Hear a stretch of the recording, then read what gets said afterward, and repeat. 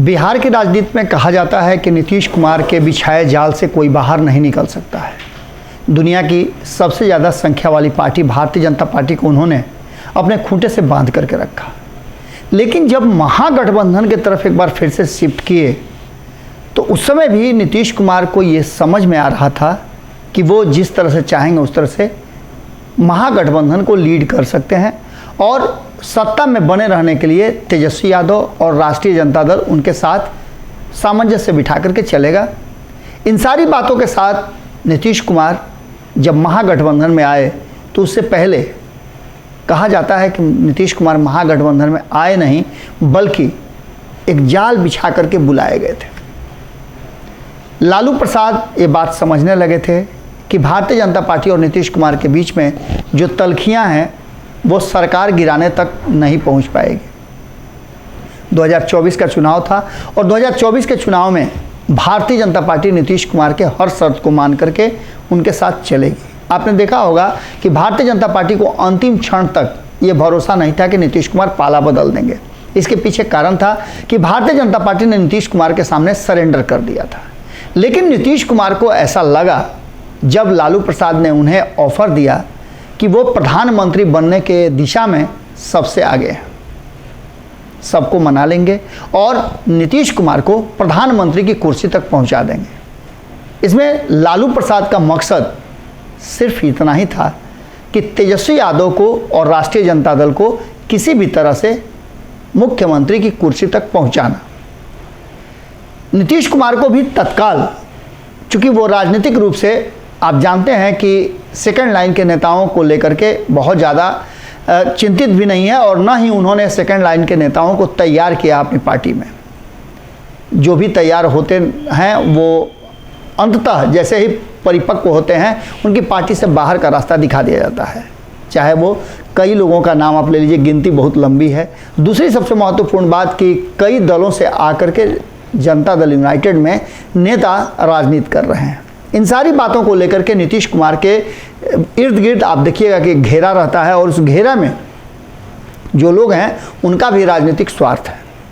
इन सारी बातों को लेकर के नीतीश कुमार के कैबिनेट, जो उनका व्यक्तिगत कैबिनेट है, उस कैबिनेट में कई तरह की मंत्रणा देने वाले लोग हैं और जब इस तरह की मंत्रणा देने वाले लोग एकजुट हो जाते हैं तो नीतीश कुमार की रणनीतियों पर असर पड़ता है।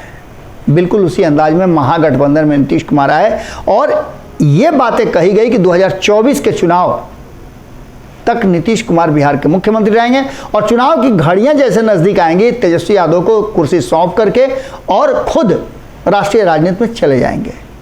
इन बातों को लेकर के लालू प्रसाद और जगदानंद सिंह के बीच बातचीत हुई और ये कहा गया कि आपसी जो झमेला है उसको दिखाया जा सकता है और पूरी प्लानिंग के तहत नीतीश कुमार को सांप छुछुंदर वाली स्थिति की जा सकती है। न वो महागठबंधन के बिना रह पाएं और न वो एनडीए के तरफ जा पाएं, ऐसी स्थिति पैदा कर दी गई और अब वही स्थिति नीतीश कुमार के सामने मुंह बार करके खड़ी है। भारतीय जनता पार्टी पर लगातार जदयू हमला कर रही है, लेकिन भीतरखाने में कहा जा रहा है कि यह हमला आंशिक रूप से है। इन सारी बातों को लेकर के ये बातें अब खुल करके राजनीतिक गलियारे में चर्चा का विषय बन गई हैं कि एक बार फिर से नीतीश कुमार अपने फैसले को लेकर के काफ़ी चिंतित हैं और कहीं ना कहीं लालू प्रसाद के बिछाए जाल में वो पूरी तरह से फंस गए हैं।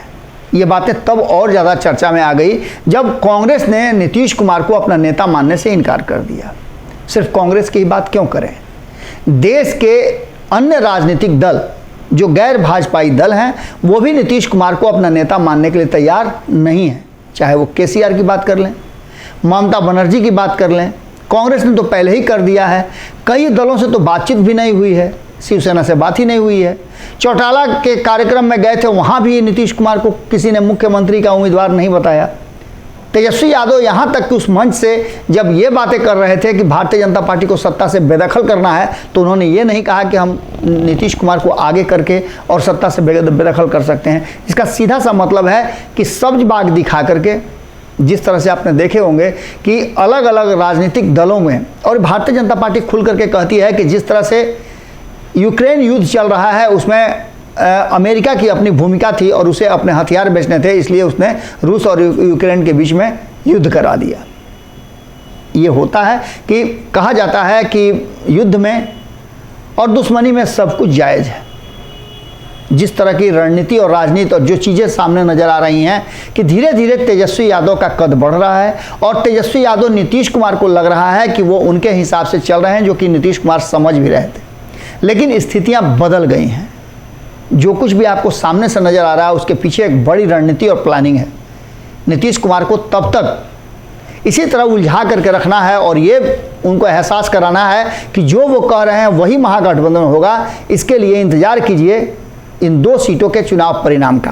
कहा यह जा रहा है कि इन 2 सीटों के चुनाव परिणाम आने के बाद बिहार की राजनीति में एक बड़ा बदलाव होगा और तब तक के लिए लालू प्रसाद भी सिंगापुर में हैं, जगदानंद सिंह को किनारा कर दिया गया है और इसके बाद जो बयान आए हैं तेजस्वी यादव के वो भी बहुत कुछ कह रहे हैं। इतना ही नहीं, नीतीश कुमार के जिन जिन लोगों से विरोध है या राजनीतिक दुश्मनी है उन सारे लोगों से राष्ट्रीय जनता दल कोशिश कर रही है कि उसकी दूरी बनी रहे और नीतीश कुमार जिन लोगों को चाहते हैं वही लोग फ्रेम में सामने रहें। इसके लिए आपको पता है कि राष्ट्रीय जनता दल ने एक फरमान भी जारी किया है कि गठबंधन को लेकर के, नीतीश कुमार से जुड़े किसी भी बात को लेकर के, सरकार को लेकर के कोई भी बयान सिर्फ और सिर्फ तेजस्वी यादव देंगे।